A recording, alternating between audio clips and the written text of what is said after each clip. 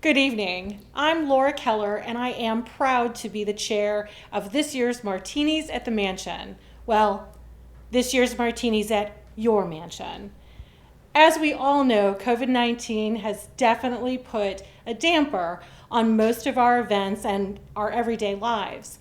One of the things that has been affected are the many events that create revenue for Tower Grove Park.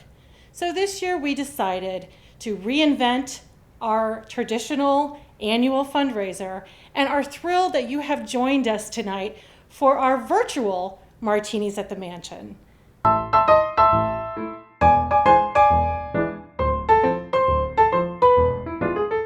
Welcome to the 2020 Tower Grove Park Martinis at the Mansion. Our hosts today are Justin and Ted Trabert. They have an amazing house. We're going to take you on a little tour. We get two questions. One is, where did you go to high school? And then when we say we moved here from Florida, we hear, why'd you move here to St. Louis? And I think that's always an interesting question to us, because why not? This is Justin and Ted Trabert, and we are so honored that you are sharing Trabert Manor with us for Martinis at your mansion. When you go to different cities and you really look at it, and really look at it in a perspective of living there, and what does the city have to offer? Art, history, culture, restaurants, no traffic, low cost of living. St. Louis checked off all the boxes. We're excited to have you here and give you the grand tour. There's been a lot since House Hunters. The home was constructed in 1909, which would have been the Art Nouveau period.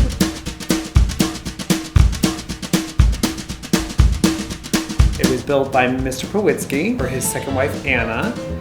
Some believe a gold digger. I think she just was a very determined woman. House Hunters showed this as a space that was a challenge for both of you to fill. So we're excited to take a tour and show people how you've made it your own. She got this big, beautiful house that Mr. Pawitsky built for her. Previously, they lived in Benton Park, but they decided they wanted a home here in the country. And the Post-Dispatch called it a love poem in brick, mortar, and stone. And how poetic. And the tradition continues. Oh, absolutely. Absolutely. All right, right this way. The blue room. We're in the parlor. We're in the parlor. That was a quick journey into the parlor.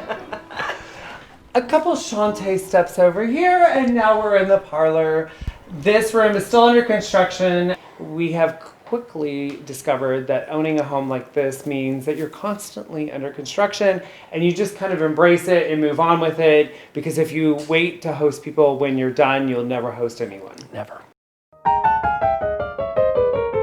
Entertaining is key for us. We love it. This was the dining room, but Justin wanted to turn it back to the original parlor. So we've made this the receiving area for our guests before they come and before we move into the dining room for dinner.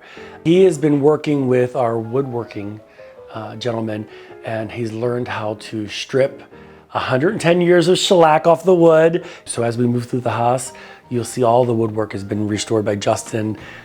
With a little help. With a little help.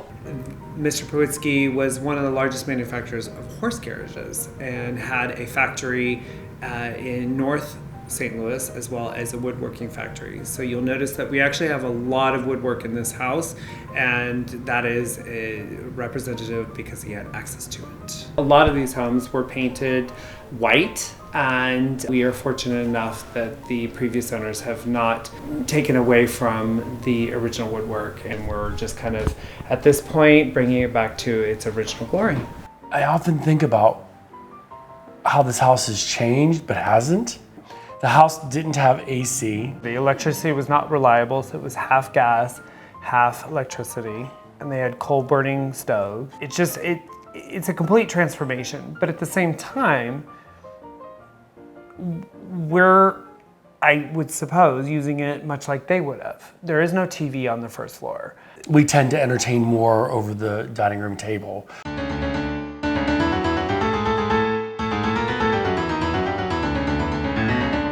Well, Justin, you got your dining room. Tell us a little bit about this table.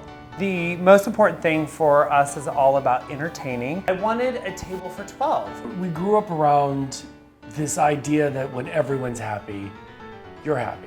And I'm super glad that we found Compton Heights because people tend to want to open their homes up. I worked for a luxury silver company, and I used to be the presenter and speaker for the history of tabletop and etiquette. And so this table allows us to fully entertain our guests in the proper manner that you should. It's all about conversation, less about the consumption of food.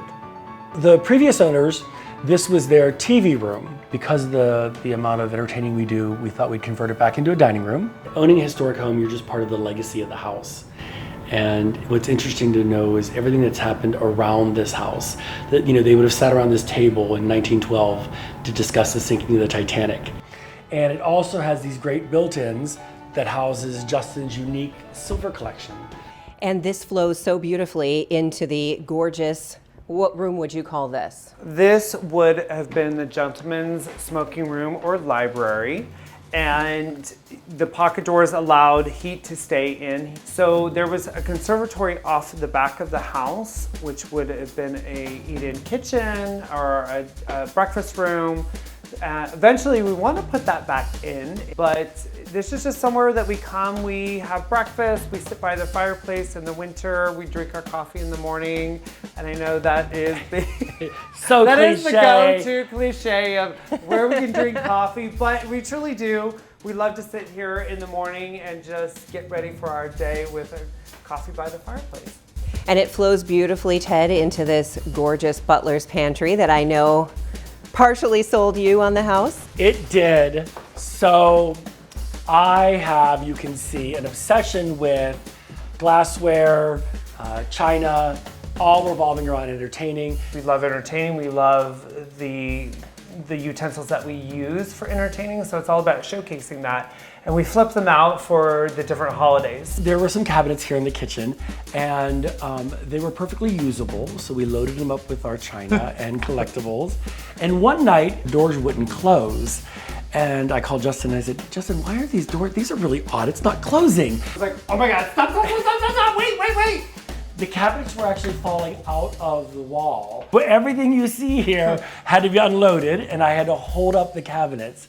And you know, the alternative would have been coming home to just, you can imagine, dishes Everywhere. and a million pieces everywhere. So, you know, with everything, when you own a historic home, everything becomes a funny story, and this is one of those, so you just have to laugh. What else about this kitchen do you love?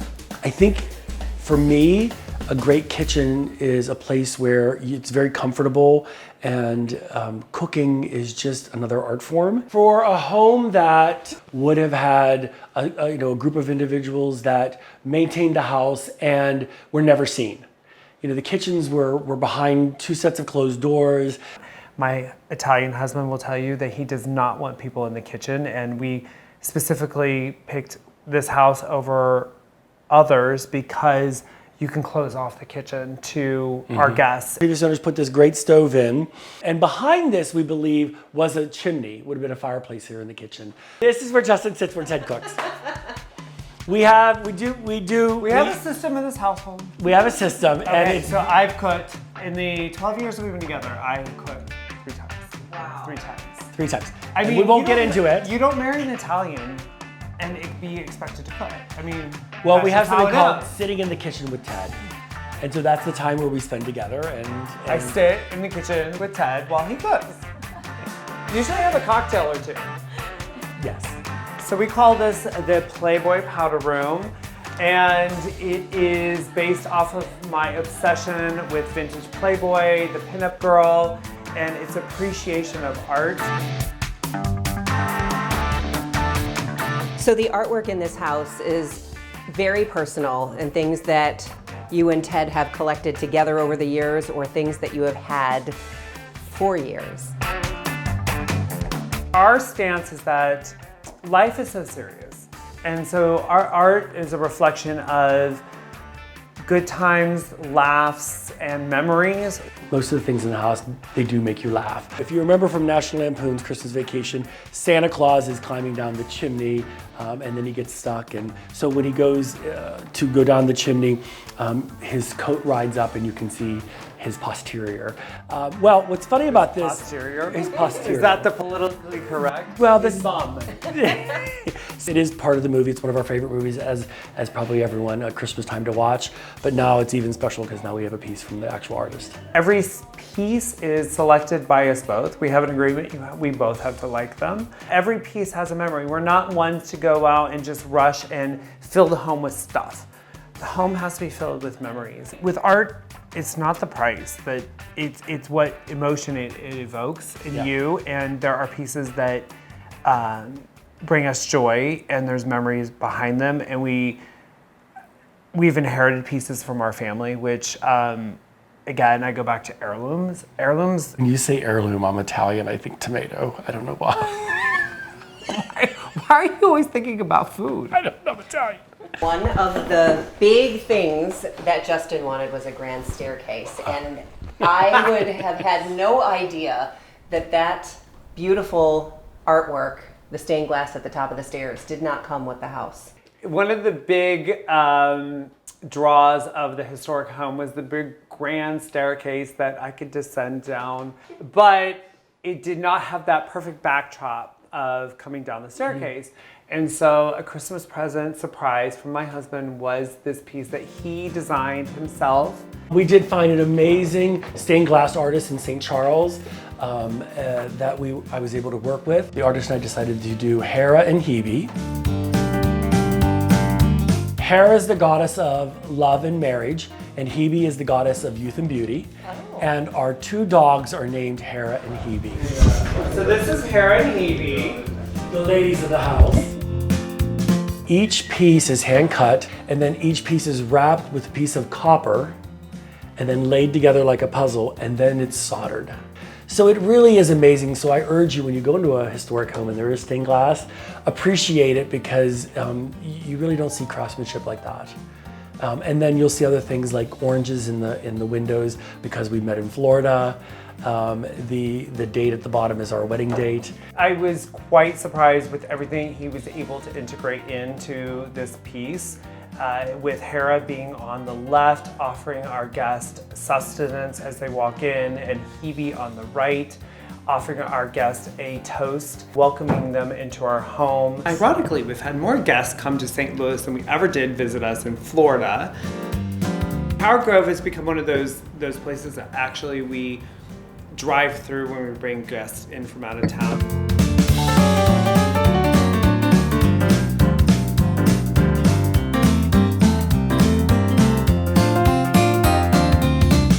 We drive through our neighborhood, we show everyone the historic homes, and then we take them through Tower Grove, and they are instantaneously kind of transported back into that time period where people would have strolled through the park, and they would have gone to those pavilions that are the original pavilions back in the Victorian era.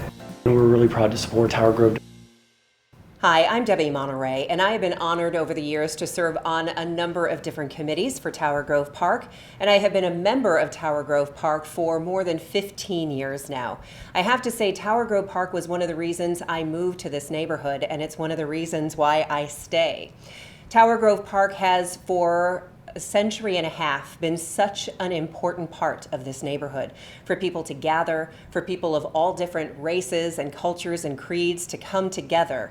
But it has never been more important, I think, for many of us than this year. This year of 2020 has affected and changed all of our lives in so many ways. And in a time when people are locked in their homes, Tower Grove Park has become especially a haven, a place to go for fresh air, a place to go to just get out of the house. If you would like to keep the park in the beautiful condition that it is so important to support it with your funds and your donations and by becoming a member.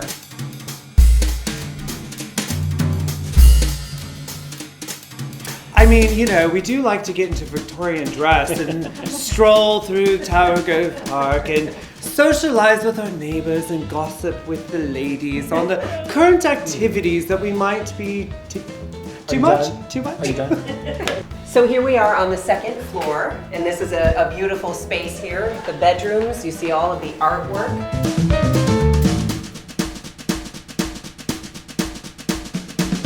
When we lived in Florida, my husband really wanted a moose head. P.S. I'm really not good with dimensions and sizes. They're enormous. They're enormous. They're enormous. So I ended up buying him his first moose head that he wanted, and this was it.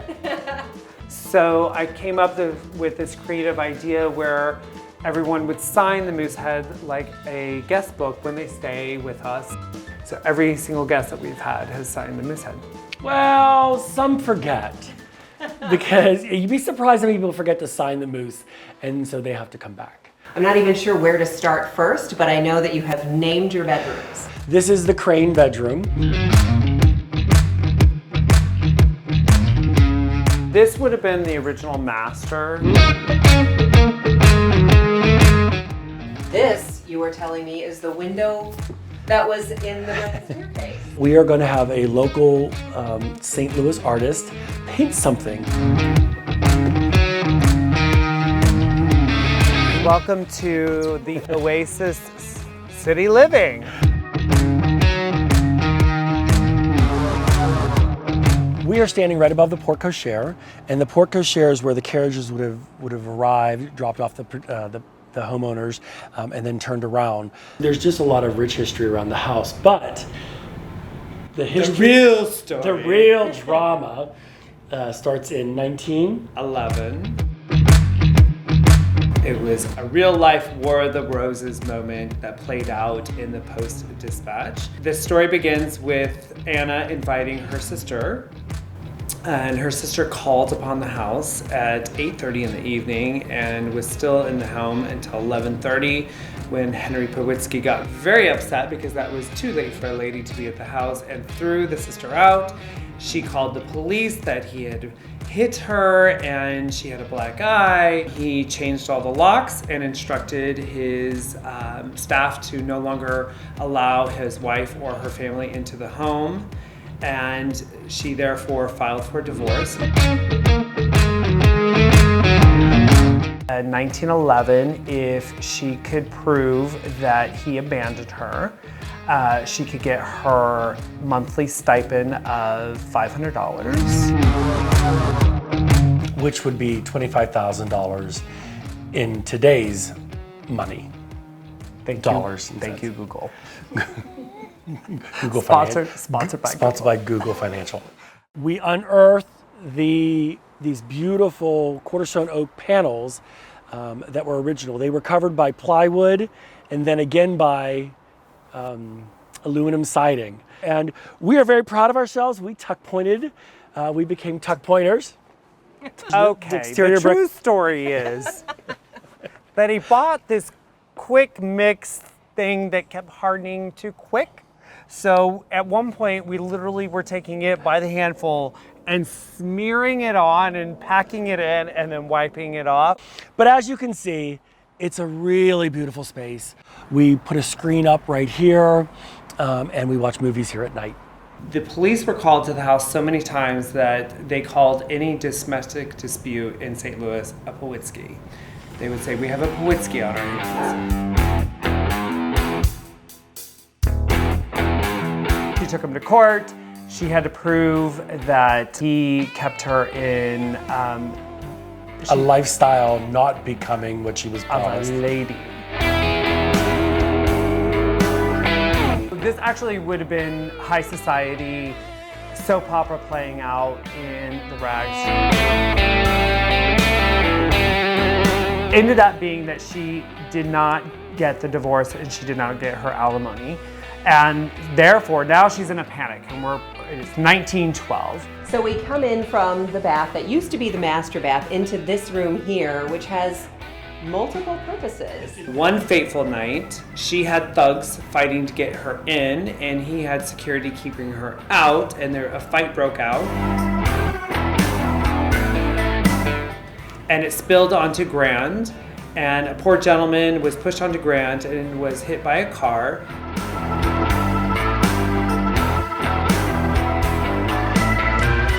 He ended up walking to a bar, then took himself, had a drink, then he took himself to the hospital where he did pass away.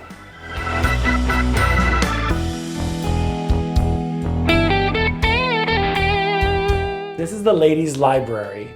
Now, at one time, there would have been a wall right here, because envision this would not have been a shower. This door leads to the servant staircase, so probably the lady of the house had a lady's maid, and she would live in here. Anna had the excuse that her husband had murdered someone.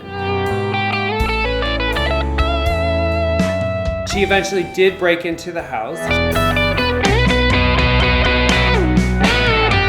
She stole her jewelry and the fur and the car. I mean, listen, don't blame her. Take it all, honey, take it all. This all played out on the front page.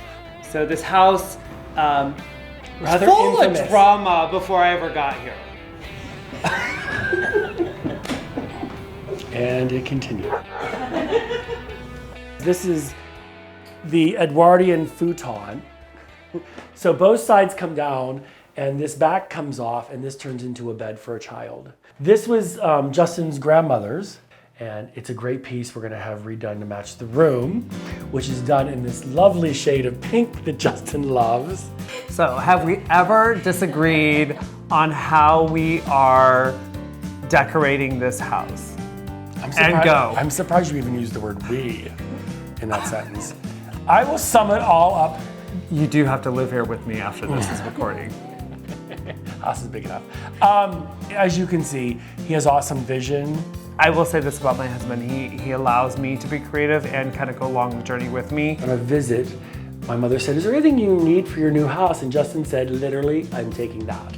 And so he did. That was actually my grandmother's chandelier, and it's beautiful when it's clean, and because all the crystals just radiate the sunlight here. We also use this room for our home office. The COVID office. This is the COVID office, and it's very quiet in here, as you can see, and you still get the beautiful view to our backyard. Right behind me is a Jefferson door. This door was very popular, made popular by Thomas Jefferson on his travels to France. So what happens is the sash will open up very quietly. And then the bottom door opens for airflow, but also access to one of the 4 outdoor balconies in our house. We're going to have it refurbished because if I let go, it becomes a Jefferson guillotine. So this house was rather tumultuous. Your obsession started shortly after we purchased the house, and you make it sound like Amityville more. My obsession with that house. Well, it kind of was, because almost like I could hear the microfiche machine going. You go down the rabbit hole. And you almost want to not live their life, but you become attached to them.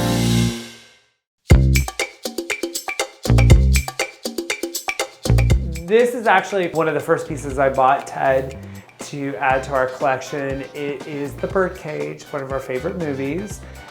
They are stills from the actual movie that I had blown up into pictures. It is art imitating life. It's art imitating life. Art imitating life. This room we entitled Art Deco. During our travels on our road trip of discovery where we're going to live next, we came upon this amazing rug dealer in Kennett Square, Pennsylvania. And she brought all of these rugs to our home. She actually loaded them in a truck and drove them here. And I found this rug that has purples and these warm tones to them. Purple is our signature color in this home. That was our color of our wedding. This quickly became the Art Deco room where we were able to incorporate a lot of the pieces from Florida in a unique way that made sense to the home. And this artist, he is a photographer, and his photographs weren't selling as steady as they should be. So what he actually did was he takes one vertical line from every photograph and stretches it. And lastly is my favorite, which is the haunted mansion bedroom. Which may or may not be haunted. We've had guests tell us that they've heard things in the middle of the night, they hear creaking doors, and we do have one friend, she will not stay in this room. It is the most unique. Oddly enough, it's the most requested room, even though it's the most smallest room. But not actually haunted? Do we have haunting? Well, No. you have to stay here to figure that Okay. out. When we purchased the house, we were told someone threw themselves off the third floor balcony during the Great Depression and died. And so we never, that was just an urban Compton Heights, legend of something happening. But then we do realize it's grounded in some truth because someone did die falling off the retaining wall right here off the dining room onto Grand. I love that your stairs don't creak. Oh, you think? Mine are so creaky. Oh no, There is I no think ours sneaking creak. around my house. I think that's the character of a house though. Welcome to the master suite on the 3rd floor, which actually originally would have been the ballroom.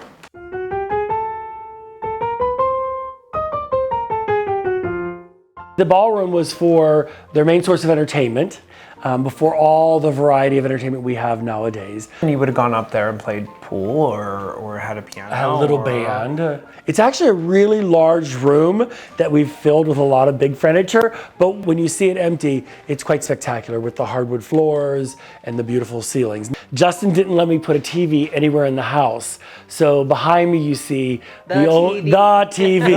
The TV. It was a bone of contention. He wasn't really on board in the beginning, but entertaining should be entertaining, which means conversation, and that does not involve a TV. A couple of interesting pieces, including this lamp. This is a representation of a great heirloom. This was my great-grandfather's. He lived in Newton, Kansas, and he had an antique store. I remembered it sat by his chair in his living room, and he opened the mail and read his newspaper around it. And is this him right here? That is my great-grandfather. Him and my great-grandmother used to do all of these amazing portraits and photos. They were those whimsical couple that would dress up for the holidays and take pictures. And so somehow, I don't know, I guess we became them. We did. Indirectly. We did directly. We're those two characters now in the family. But so yes, he's there and by his boot and part of this home. People of this generation are so quick to say Clean spaces. I want everything clean up and gray spaces. and white. What's coming back around is maximalism, and it is about the layers and the context of the items that are in those layers. I grew up in a home of antiques, and I never thought I would want so many antiques in my life, and now I'm like, I'll take it. We'll take it. We'll find a spot for it. So we learned how to navigate an estate sale here. The first one we went to, I got pushed over by an old lady. She pushed me over. And so I learned, okay, there's a system. This is not a peruse and look and evaluate whether you want to purchase this piece or not. No. Grab the tag and You run. gotta take a football stance and you gotta take a run at it and just start grabbing stickers. And then you think about it later. You figure out where you're gonna put that piece later. Yes. Next question. All right, so from the communal space of your bedroom, this is the bedroom side. This is the bedroom side, yes. We love this space. Justin's done a really great job. You see his grandmother's coat there on his grandmother's dress form. So again, a lot of those personal family items. You'll see some from mine, some from his, and some from neighbors. He showed up, and as soon as I saw it, I thought, oh, I hope that's for us. And he said he wanted to win the worst gift brought to a cocktail party. So he brought us a sled that we mounted. You said, no, you won. Yeah, you completely won, and so did we.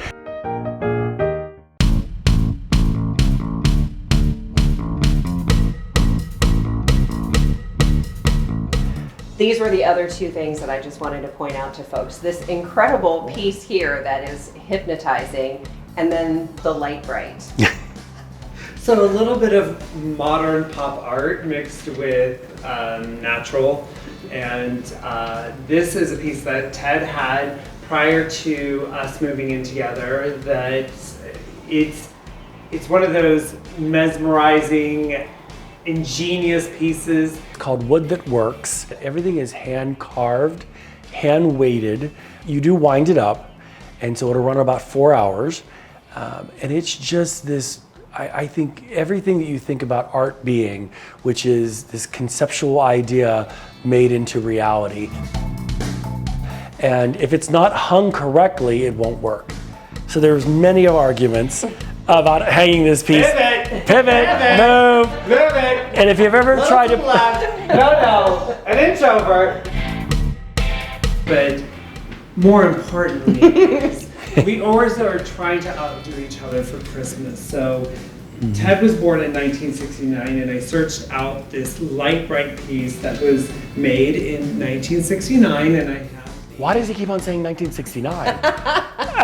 They get it. They get it. 50. You're 50.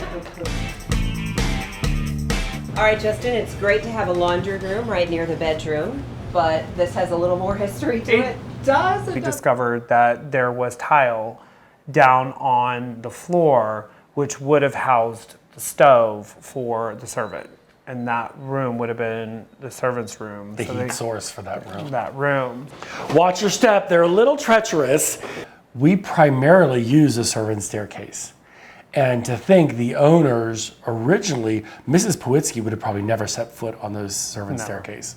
Right, and so all of these doors would be closed so the servants wouldn't disturb anyone in the house. in the living space. When we did move in, the first rule we made was when you scream out, "Babe, come here," you have to follow up with which room you're in. Which is why we started naming the bedrooms, because it became too difficult to figure out which part of the house you're in. It's easy to fall in the habit of going to one room and one room only. So we've challenged each other to really use the house, and we will say, well, let's go sit in the library. Or we've actually eaten dinner here in the foyer, just the two of us, is somewhere different. Foyer. Foyer.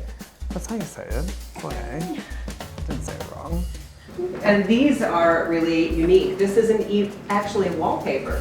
No. These are Victorian satire pieces called Gibson drawings, and ended up decoupaging them onto the walls. But what my husband doesn't know, which I'll tell everyone now, since I can't get in trouble, is that there were certain corners that I couldn't get with a ladder. So at some points I was straddling the posts with arms outreaching to the walls. He's got a good life insurance policy. That's it. Exactly. It's all typical. And then we did find 5 identical chandeliers, the ones that are above you. So you'll see them here in the back hallway. And I always laugh because I feel like this is the most money I've ever spent on a back hallway in my life. They're beautiful, though. They are beautiful. Now you have a great combination of new and old pieces, like this one. This Victrola came from one of our neighbors. It is a 1912 Victrola. At the time, the equivalent cost would be about $2,500. These records are about 3 minutes, so you have to get up and put a new one on. If you have a bunch of people in your house, you need to turn up the volume. That's the volume control. Wow. There's a story behind everything. I think that's the biggest, for us, that's the biggest key. My mom always tells me, it's interesting, when she comes to visit, she says, where are the photos of family members? And I would say, Mom, but look around, family's all around us. And more than just a photo, it's things you've given us, things that we've acquired through the years. And when I look at them, there's a story. It all boils down to this statement, is that we're just caretakers of a home. This is us giving back to the world and making it a better place. And having Tower Grove has been really amazing, especially for this neighborhood. Tower Grove does a lot for all the communities here. It's important for everyone to show their support because you use the park, it's a place for us to go. They need us now. This is us giving back to the world and to add to a piece of history and leaving our stamp on this world to say we were here.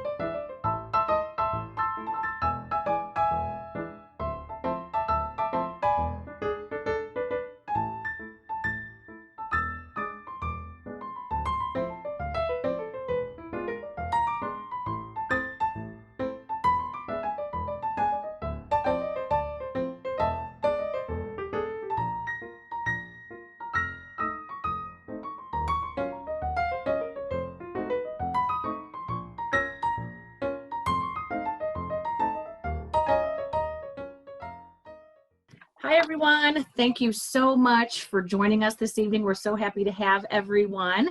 And thank you for watching our exclusive house tour of the gorgeous Compton House Mansion with our good friends Justin and Ted Trabert.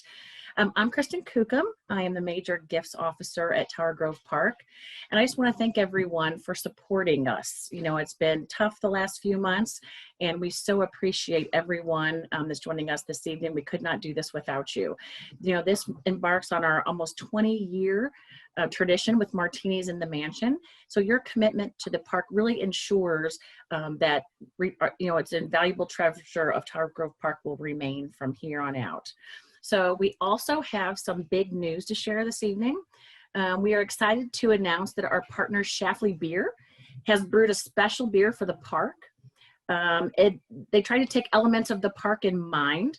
So you will maybe sense some honey malt coming from our bees, some woody notes from our trees, and of course, all of the floral elements from the gorgeous flowers in the park. It's going to be called the Park Lager. And in the month of October, you'll be able to find it in grocery stores, at bars, maybe some pop-ups in the park.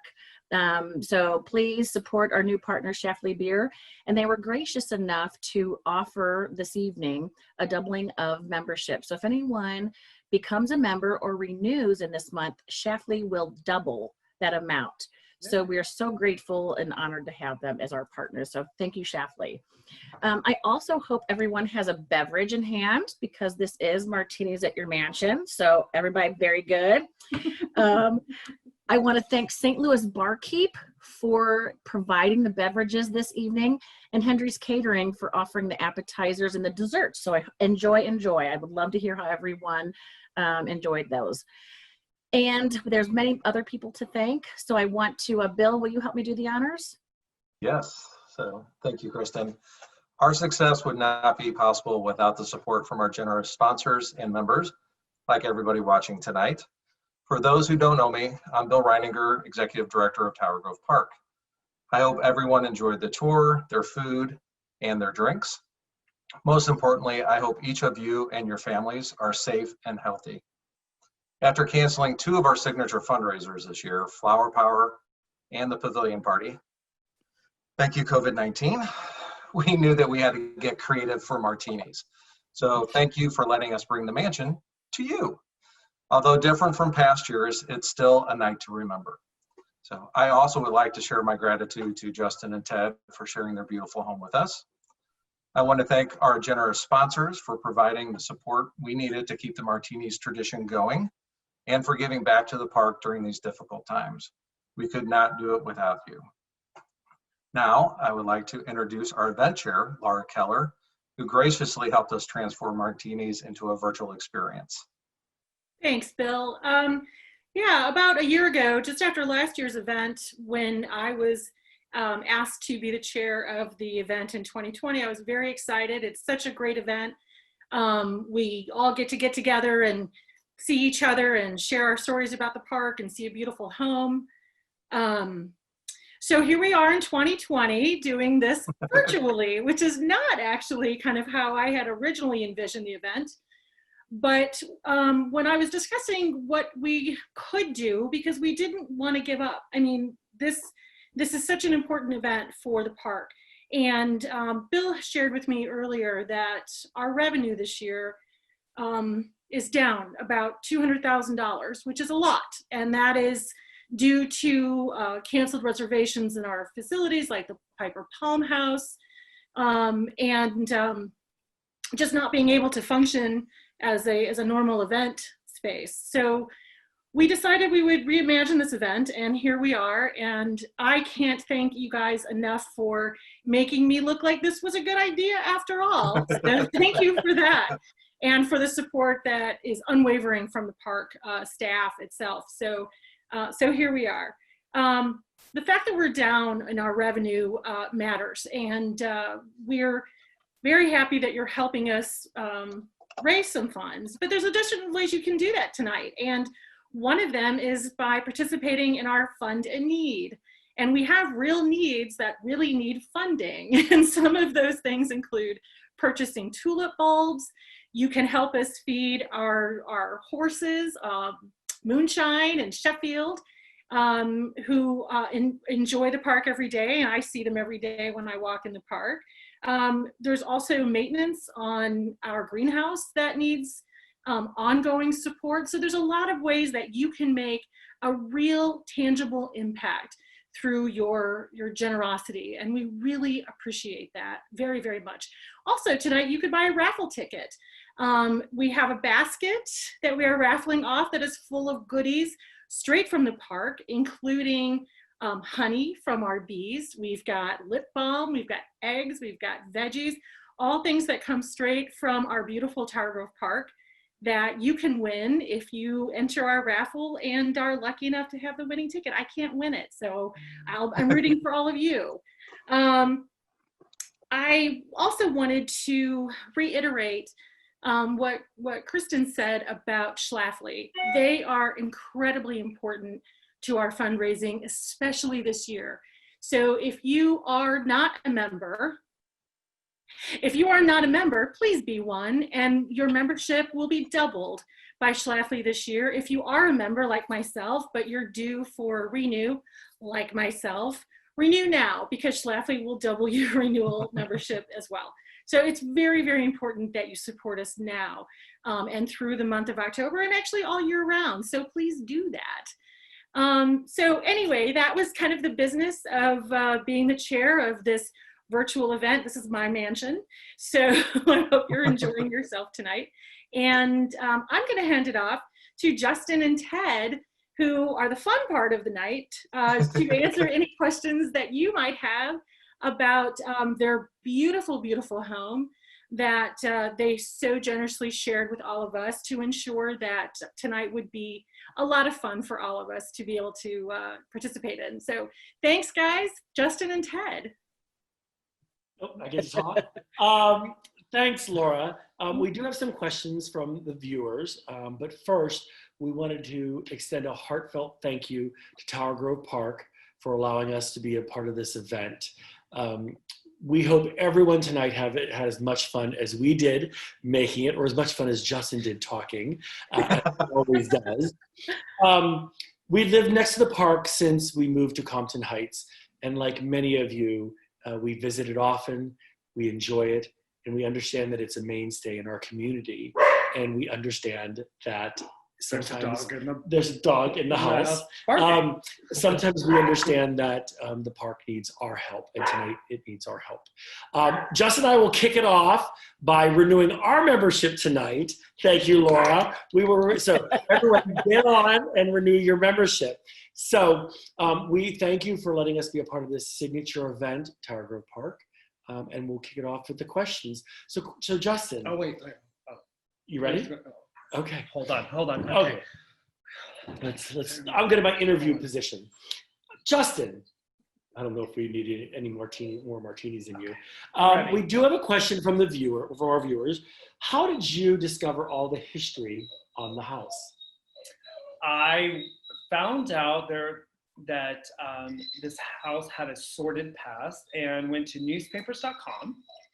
And there I found all the articles on this house, and I just kept, you get into the rabbit hole. You just keep going and going and going, and yeah, so I found out a lot of the information just on Google. I expect a paycheck for that. So I have to add, the previous owners of the home did hand down a really beautiful history of the home, the structural history of the home. Yes. A lot of the historic houses here in St. Louis do have a really rich tapestry woven into them. So we were lucky enough to get the tapestry. Is that the word du jour? It was on my calendar. Okay. So it is. You had to work that into I had to work that into the conversation. Okay. But I have to give it to Justin. Once he did start peeling back, we found that this home was pretty interesting, as you know from the video. It's a Lifetime movie. I will take credit for We're that. waiting for Netflix to come on in, and anyone from Netflix out there, you're more than happy. Next, and our final question: what's your favorite piece of art? This is a good one. What's your favorite piece of art in the entire house? Now, why I say this is good is you remember from the video, the house is stocked with art from ceiling to floor to sideways. Are we speaking don't quantify it. pre-TED or post-TED? There is no Set the parameters. Gotta have parameters, people. There is gotta have parameters. There is no pre-TED. All right. Just your favorite piece of art. Favorite piece of art. I would have to say it is National Lampoon's Christmas Vacation. That's what I was gonna say. I know. That's fine. So it because the story behind it and the fact that he searched this piece out, and it's a movie that we watch every Christmas in this house, and so it does have a special place in my heart. And you? Oh wow! I was gonna actually say the same one. Okay, but you can't pick that one. I picked that one. Okay, so the house is burning down. You get to grab one piece of art. Which piece is it? Well, first of all, I'd grab you. No, art. I'm already out the house. Oh! You left me in the burning house. Peace out. You left me in the burning Peace out. That's interesting. I'll actually still go with the National Lampoon's. There's so much here. We get a lot of flack from our family because now they choose to bark. Yeah. We get a lot of flack from our family for not having family photos. But what they don't understand is we have a piece of something from each of them. So for me, it's everything. So those are our questions. Again, we want to thank everyone. Please renew your membership. Please visit Tower Grove and make your donations for the fund and need. As I said on social media, the event was virtual, but the need is real. Well said, man. What a perfect ending. When I toured the home, I couldn't wait to find the TV, because after House Hunters, I wanted to know where Ted finally got his TV. And just in case anybody else is interested, it is the bedroom. Just saying. Upstairs, yeah. Third floor. And if you're ever in Compton Heights, feel free to come visit us. Halloween goes up in a couple weeks. And it's such a great neighborhood adjacent to Tower Grove Park. Also, just makes it's a well-rounded place to live. Much. I so appreciate that. So for anyone that has joined us late or came in on half of the podcast, whatever we're calling this these days, it will be available for replay on our website and on YouTube. And I so wish I could see everyone in person. I started at the park literally March 10th. And on March 17th, we were all sent home to work remotely. So there's many people that I have to meet. And so if you're ever walking in the park and need a partner, give me a call. I would love to take the journey with you. Otherwise, let's do a toast. Everybody should have a beverage. I just want to say thank you so much to all of those of you that support the park and joined us for Martinis this evening. Justin and Ted, thank you so much. Your home is fabulous, and I felt so welcome. And I know you made everyone here feel welcome, so thank you. I just wanted to say, here's a toast to good friends, great supporters, and Tower Grove Park. Cheers, everyone. Cheers.